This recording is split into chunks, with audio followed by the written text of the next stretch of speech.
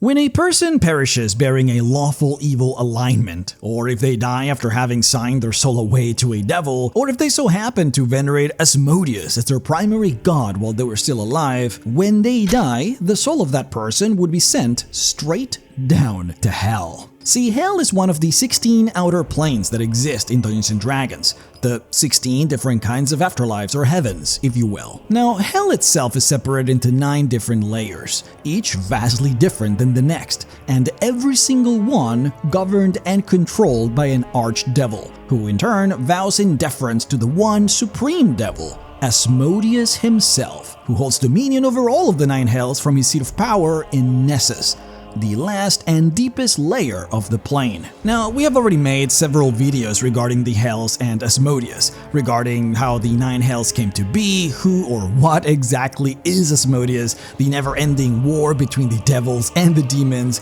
the archdevil Levistus, and so much more. We also have done videos on both Avernus and Dis, which are the first and second layers of the 9 hells respectively. Now, as much as I recommend you watch them because they are awesome videos, you don't actually have to watch any of those videos to understand this one. However, if you do want to watch some of those and don't know where to begin, I would say to just watch Avernus and Dis, and you should be okay. Anyways, shout out to you guys who supported us on Patreon, who got to vote on what our next series was going to be, now that we finished covering the Dead 3. As per your request, we will be continuing where we left off on our 9 Hells series. And seeing as we already covered the first and second layer, well, today it is time to talk about Minauros, the 3rd layer of Hell, also known as the Endless Bog.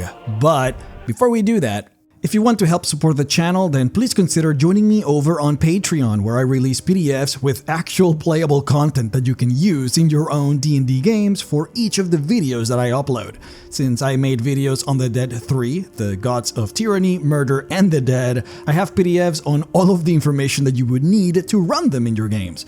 For instance, in those PDFs, you can find descriptions for their churches and their cultists, as well as actual canon spells given to them in the lore. And for this video, I have all of the mechanics for the layer of Minauros written into the PDF, mechanics that were given to us in previous editions of D&D that I have redesigned for 5th edition, all in an easy format that you can reference and use in your own games. I also added the stat blocks for many of the unique creatures that you can find in here, and even a stat block for the Archdevil itself of the layer. Every video that I upload will get its own companion PDF for you to use, so if you like that idea and you want to help support me, please head on over to my Patreon to do so and to get those PDFs. Thank you so much, and of course the link is in the description. But now, on to the video.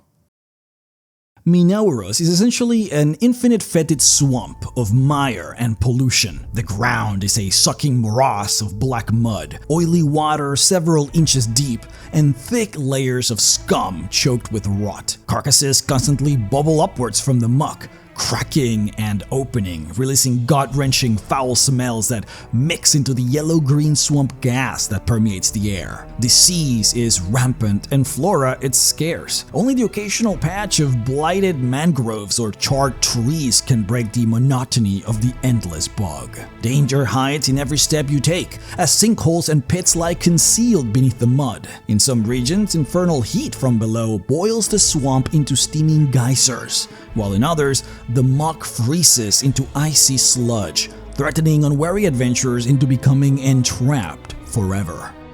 As you can probably already see, Minauros is considered the most diseased plane in all of the lower planes. In fact, the very magic of the plane appears to intensify the virality and strength of all of the kinds of poisons and diseases that can exist.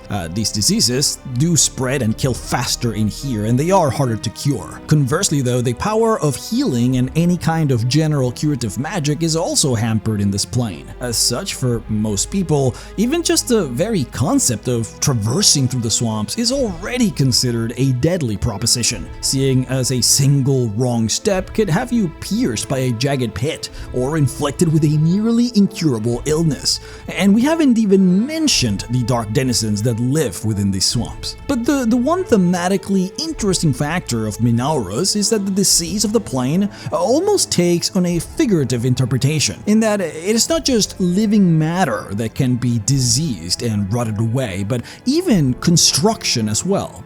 And the lore describes it that literally every location, every building, every town, encampment, or monument, it all just sort of decays and wastes away. It doesn't get destroyed, mind you, but everything here just kind of looks ruined, torn, dirty, and almost all is inevitably just swallowed by the muck.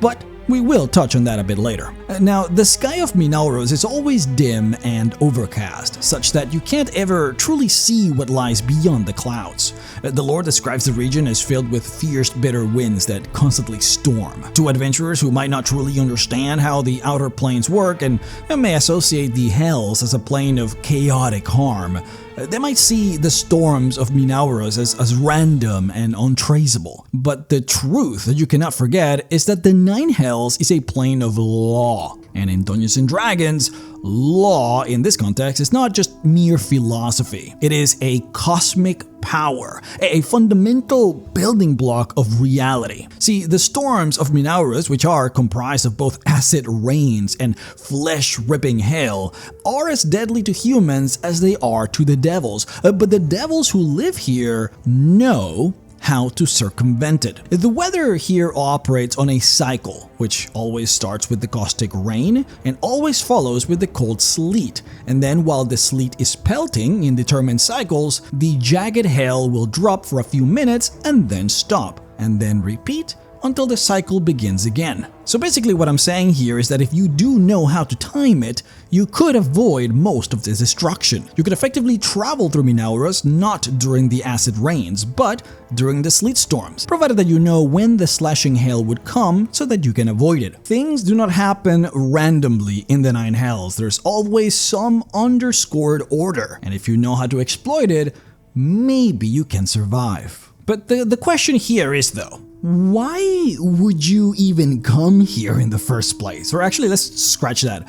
Why would even devils come here? Certainly nothing good can come from this place, and it is hard to imagine any creature, let alone even a devil, would want to be here. Well, that is both true and false. Yeah, this place is the worst, and yeah, even by devil standards, this place is a backwater dump. But would you believe me if I were to tell you that Minauros is the economic backbone of the entirety of the Nine Hells? Yeah, it is hard to believe, but it is true. And what is also true is that the Archdevil that rules this layer is the richest Archdevil in the entirety of the Nine Hells. Save, of course, for Asmodeus, presumably. And I bet that you also won't believe it, but this Archdevil also banged Asmodeus' daughter, and was ostensibly the catalyst for what is known as the Reckoning, the greatest war that has ever happened, a civil war between devils for who would take control over the Nine Hells. And the most shocking truth of all of this is that no one, in spite of all of that, no one respects him. But alright, I will stop taunting you. Let's talk about Mammon and the city of Minauros. The city of Minauros is the primary settlement of the layer, and seeing as nobody would come here just for the swamps or the mountains, it is the main location that anyone would go to when on this layer, which is why it takes on the same name as the layer. The city of Minauros is described as being as big as an entire world from the material plane, so basically it is as big as a planet, though it still doesn't come close to being as big as the city of Dis on the second layer. Now, the city is described as having been once built in ornately carved grandeur, but now rest in ruinous disrepair, filled with crumbling palaces, half-sunken temples, and leaning towers, all of it slowly sliding down into the mud. See, like I described it before, every building on this plane eventually sinks into the mud, and that also includes this world-sized city, which is why the city of Minauros is also called the Sinking City. At any given time, you will always find several of its districts either half submerged in sludge or in the process of collapsing into a sinkhole. To counter this, Mammon, the ruler of the city, is forced to continually send entire armies of devils and tens of thousands of slaves to work just to slow down the sinking, to dig up these sunken districts or to simply build on top of the mud just to keep the city together. Of course, this is all just useless and entirely futile, as the sinking resumes as soon as any building is dug up and new cracks would form just as the old ones are repaired. As such, in spite of all of this work, the lore describes the streets as mud-choked, with many of them being just canals of slime that have to be traveled through by raft or otherwise to be waded while waist deep in the sludge.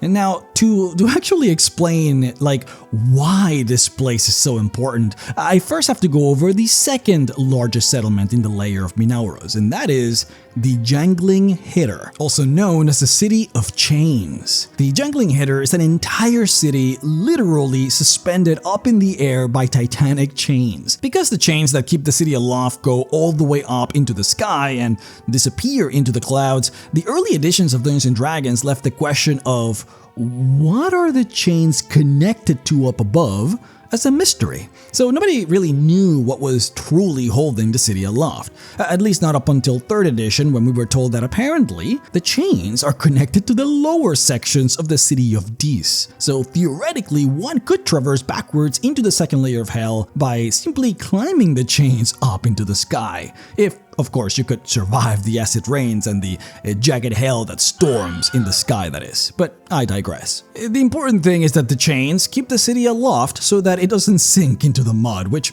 actually works. But now the Jangling Hiter is described as not just a city kept aloft by chains, but a city literally made of chains. As in, much of the floor of the city is comprised of chains of varying sizes, and even many of its buildings are also largely just like chains. The chains are also constantly in motion, so some districts move on their own, and the sound of jangling chains can be heard basically 24/7 in the city. Now, there is a literal and a figurative reason for why this is the case. The literal reason is because, well, this is actually the home / birthplace / the capital city, if you will, of the Chain Devils. Yup, this is a domain of the Chitons, better known as the Chain Devils. And what they do here is, well, is the figurative reason for why this city is the way it is and why it is called the City of Chains. See, the Chain Devils are, canonically, the best torturers in the 9 hells, and so souls are brought here to be chained up and tortured. Now, the reason why this is so important, if you do not know this already, is because the torture of a soul by a devil creates divine power, which the devils use as a form of currency. Let me explain this. So, when a soul first makes it into the 9 hells, it arrives always on the shores of the river Styx, usually on a specific ridge called the Shelves of Despond, which is found on Avernus, the first layer of hell. Now, keep in mind that even though the term soul is used in this context, these souls look just like how they looked in life, in basically flesh and blood, but withered and maimed. They don't really look like ghosts, they just look like withered people. Now, each of these souls bears a telltale mark that denotes which devil corrupted the soul, and the lore states that this mark can be recognized by literally any devil that has an intelligence of 6 or higher. Now, these souls are picked up from the shores of the river Styx by bearded devils and then shipped to the respective layer and lair of the Archdevil whom it belongs to, who basically corrupted the soul so that it would end up here. And then there, when shipped to these Archdevils, the souls are then tortured. Now, these souls still remember who they were and where they come from. Basically, they still have their memories intact. That is, unless they fall again into the river Styx. And then those memories would be fully erased, because that's basically what the river Styx does. If you fall in there, you forget absolutely everything about yourself. And this is something that the bearded devils actually want to avoid happening, because they need those souls to remember who they were. Okay, so see, the torture that these souls are subjected to is specifically done so as to remove those memories. Through magic obtained from the Pact Primeval, which is the legendary contract that grants Asmodeus control over the 9 hells, devils have the power to extract divine power from a soul as a byproduct of torturing the memories, personality, and individuality out of a person's soul. In other words, devils torture souls into blank slates and obtain divine power as a result. This divine power is collected by the devil or archdevil that originally damned the soul into hell, and the empty shell of a soul that is left is then transformed into a devil, usually by being dropped into specific locations in the nine hells, such as the maggot pits on Avernus, which is where they turn into lemures, the lowest form of devil in the infernal hierarchy. So, to recap, the souls of the damned and the divine power devils can squeeze from them, that is the currency of the devils. Okay, so far so good. Now, what's interesting is that the amount of divine power that can be squeezed out of a soul is not an unchanging set amount. Some devils, if they are good at torture, they're actually able to squeeze more divine power than others. And this is where the chain devils come in, who, as we covered before, are canonically the best torturers in the nine hells. As such, many devil lords in fact send their souls all the way over to Minauros, just so that they can be tortured in the city of chains by these chain devils, and therefore, of course, obtain more divine power from them. And who ultimately rules over Jangling Hiter, the city of chains? Well, that is Mammon, the Lord of the Third. Okay, so I am basically laying here the groundwork, the foundation, so that you can see why Mammon is so influential and so powerful. And here we have point 1. All devil lords obtain more juice from their souls by sending them over to Minauros, which grants Mammon, who rules Minauros, political power and leverage. But that is not even the most important part, not even close. And this is where the value of the city of Minauros, which I alluded to before, would come into play. Okay, here it goes. The sinking city, the city of Minauros, it holds the forges that create the soul coins.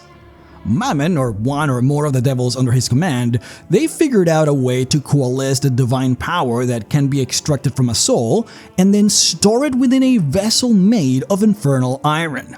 This was the invention of the soul coin. No longer was the trade of divine power a single and immutable transaction which occurred only at the moment of a soul's torture. Now, devils could barter for this divine power readily by simply exchanging these coins. Further, the handling of the souls themselves, the withered husks of the damned, became more of an annoyance. Why bother spending your time torturing souls to extract divine power if you could instead send the souls to Minauros, obtain even more divine power from the torture methods of the chain devils, and have that power arrive in the convenient form of soul coins, which you could then barter with other archdevils if needed or grant to your minions if you wished. It was just far more convenient. So what happens is nowadays all souls go to Minauros. It's just better. It's just easier. And from the city of Minauros, soul coins are produced and spread all across the nine hells. And just like that, Minauros became the backbone of hell's economy. And Mammon, who was already the richest devil even before the invention of the soul coin, became one of the most politically powerful archdevils in the hells. And this is why, ladies and gentlemen, many devils choose to serve under Mammon and choose to live here in the terrible endless bog. Because this is where the money is. And this is also the reason why these devils continue on their endless toil to keep the sinking city from sinking.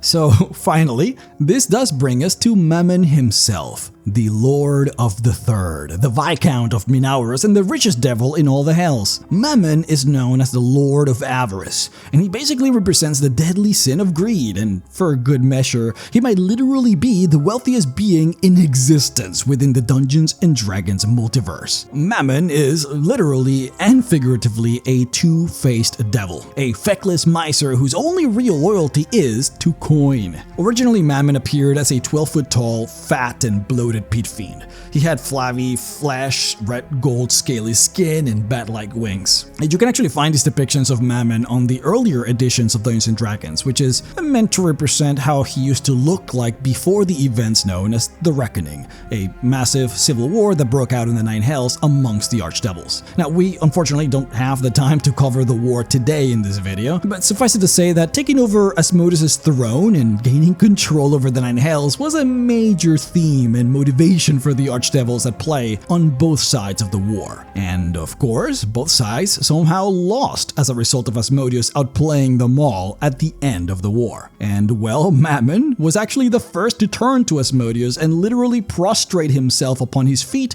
to beg for forgiveness. And in return, Asmodeus allowed him to retain control over Minauros. Now, after this event, Mammon underwent a major change. His main form was altered to that of a massive serpent with a human-like upper body. His lower half was now a 30-foot-long yellow-brown snake, and his upper torso became humanoid and muscular, studded with bony spines on his shoulders and arms. And lastly, his horned and hairless head grew in size and formed a fanged maw. And well, yeah, that's why you actually see two different variations of Mammon, if you were ever wondering about that. But now we don't actually know why this change occurred. Some of the lore claims that Mammon wanted to signify to Asmodeus a true change of heart, that he was now a different devil, a loyal devil, and that basically this permanent change was a demonstration of that, a show of loyalty, if you will. But other sources of lore claim that this was actually a punishment designed by Asmodeus for having participated in the coup against him. But regardless, we do know that even though the snake form is now his primary form, Mammon does have the ability to shift between the two forms at will. And we also know that whenever he grows frustrated and needs to vent, he does turn back into his old pit fiend form to hunt and kill anything that he finds out in the swamps of the plain. It's like his way to cope with everything. Though ironically, it is stated across several sources, by the way, that Mammon is indeed more powerful in his serpentine form, even though he does like to hunt in his speed form. Oh, I should also mention that on the sources that claim that the change in form came as a show of loyalty and not as a punishment, that Mammon also chose to change his name to that of Minauros. Like, he named himself Minauros. But literally none of the source books, not even the ones that reference this, make any serious attempts at actually using the name Minauros to reference him. So I'm assuming that it didn't stick, but again, I digress. Many do believe that the layer of Minauros is, in a way, a reflection of Mammon's own personality, a manifestation of the Archdevil's greed. Now, whether it is a literal cosmic representation of his inner corruption is actually unlikely. However, what is more likely is that the sorry state of Minauros as a whole, as well as the infrastructure of the city of Minauros itself, could be directly attributed as a consequence of Mammon's avarice. His greed being as bottomless as the swamps of his realm, he pillaged his own domain of all resources, leaving behind only the swamp and muck that now remains. And the city he once built with those resources finds itself so full of so much wealth that he refuses to part with, that its weight, the weight of the wealth, sinks the city right into the muck. And yet, he continues to refuse to invest the appropriate amount that might actually save his domain, which will inevitably lead him to one day drown in the literal consequences of his avarice. Okay, now, a lot of what I just said is of course just the thematic philosophy that underpins the layer and its ruler. The fact is that the lore is actually vague about whether or not there was something prior to the swamps that exist nowadays, and we do know that everything sinks on those swamps, so the city sinking is unrelated to the actual weight of the city itself. What I described is basically a lot of the perception that people have about Mammon, but whether it is actually true or not, whether there is a philosophy that actually materially manifests in the layer, that we do not know. But what I do want you to take from all of this is that Mammon is infamously stingy, even about his own comfort and security. He will literally let his palace walls crumble and his city sink before he parts with more gold than he has to. Every deal he makes is just for profit, but he also has no true interest in the prices that he actually does earn.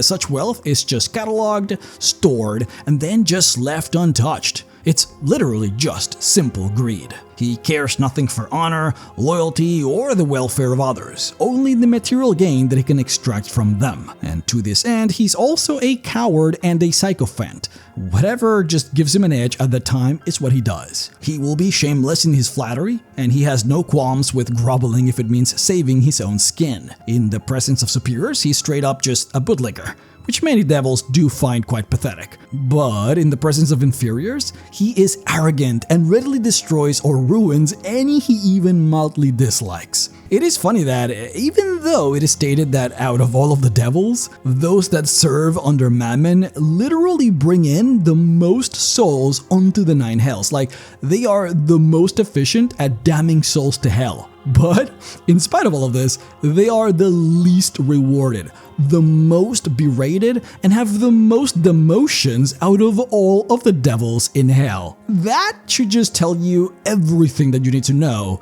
about the Lord of the Third. However, I bet that you're curious now. How or why are Mammon's devils the most efficient at damning souls? Well, that is because the entire archetype of a mortal selling their soul for wealth to a devil, well, it's actually primarily what Mammon and his devils do. That's like their thing. They have all the wealth in the world, which of course would include endless amounts of gold coins, and so they use that by offering it to mortals in exchange for their souls. And as you can imagine, lots of mortals agree to those terms. Mammon, in fact, does find himself constantly surprised at how cheaply some mortals are willing to sell their souls for. The funny part is that the lore even states that it is not just humanoids that do this, but many dragons actually find themselves selling their souls for wealth. Chromatic dragons in particular, who tend to be the most greedy out of the lot, do so, it seems. Apparently, it is such a problem that Tiamat, the queen of evil dragons who actually lairs in Avernus, is one of Mammon's greatest enemies, because he keeps poaching her dragons from her. Now, unfortunately for Tiamat, she cannot harm Mammon unless Asmodeus allows it, but that doesn't stop her from sending dragons out to destroy cultists of Mammon on the material plane whenever she finds them, because she's just that upset. But okay, so that's it. We will have to end it here, fellas, because the video is already running too long, though I'm happy that I was able to cover as much as I did. We will have to leave some of the political stuff, such as Mammon's allies and enemies, his armies and generals, and of course his participation on the Reckoning, for another video. And likely for a video solely based on the actual events of the Reckoning, because I do think that it would deserve its own video. However, there are a few things that I do want to bring up because they are super interesting about Minauros. See, Hecate from the Greek pantheon, the one from Hades too, she actually has one of her 2 divine realms in Minauros. In D&D, by the way, the Greek pantheon are multispheric deities, meaning that they are so powerful and so well known that they hold followers in many worlds, sometimes thousands of worlds. And well, Hecate is the goddess of magic and the moon, and the lore has insinuated that her power is so great that she either controls or is responsible for much of the magic that flows across the multiverse. This is of course separate from Mystra, who controls magic only in Toril, the main world of the Forgotten Realms. Now, whether actually true or not, Hecate does craft magic items which she then trades to the archdevils of the 9 hells in exchange for souls, which she allegedly uses to maintain the fabric of magic.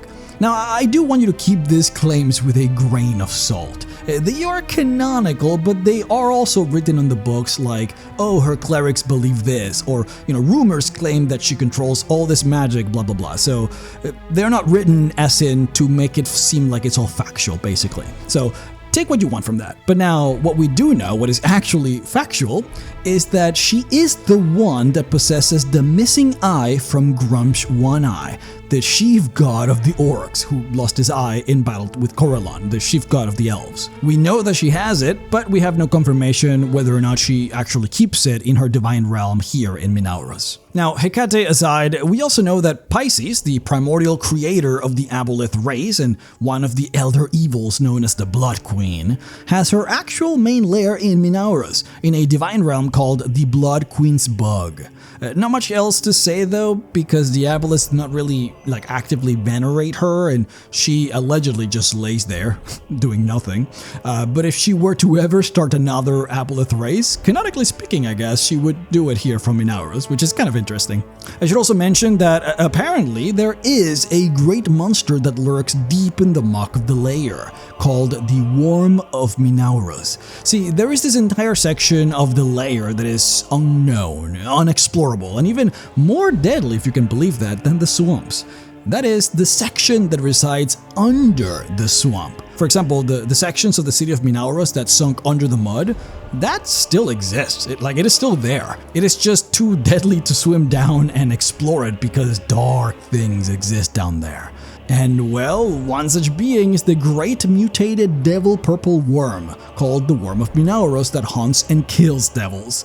They all fear it, because even when they do manage to kill it, it always comes back. Anyhow, according to the lore, if you're not an evil creature and you approach the worm without any weapons, it always opens its mouth before you as if to offer to swallow you whole, like peacefully, which is kind of weird, right? However, if you do accept it and let yourself be swallowed, and if you then happen to survive the process, if you survive the gastric acid and come out, on the other end, apparently you come out stronger. The process increases your stats, but seemingly also makes you more and more evil the more you do it, which of course matters because if you try and do this and approach the worm in peace, but you are evil, or if you're a devil, you get attacked and eaten instead. It's quite odd, but I don't know, I found this very interesting and I figured that you guys would get a kick out of this. It's just kind of cool. And then lastly, there is a fortress in Minauros known as the Labyrinth of Truths. It is basically a hidden stone keep that functions as a great archive, a repository of records and secrets accumulated by Mammon across the eons. The lore describes it as being filled with a bunch of useless records with really no inherent purpose or value, as well as ghastly secrets, ancient and powerful magical tomes, and all manner of blackmail material such as compromising contracts on all manner of people or devils. Now, before I leave, as you all probably know, many of us in the TTRPG space are getting together to help fight hunger and save children's lives. Across the world, 45% of deaths among children under 5 are caused by hunger, and over 43 million children are believed to be suffering from extreme hunger as we speak. And you can help us fight this. Now, if you have some time, please consider clicking the link in the description in order to donate to Share the Meal, so that you can feed those in need. Just 80 cents can help provide one full meal to a child, so anything that you can afford is bound to make a difference. If you want to help fight hunger, then please consider donating to the cause. Oh, and less important, but if you haven't subscribed to my Patreon, the link is also in the description so that you can receive the companion PDF for this video to help you run your own adventures in Minauros. But thank you all so much for watching, and I will see you all next time.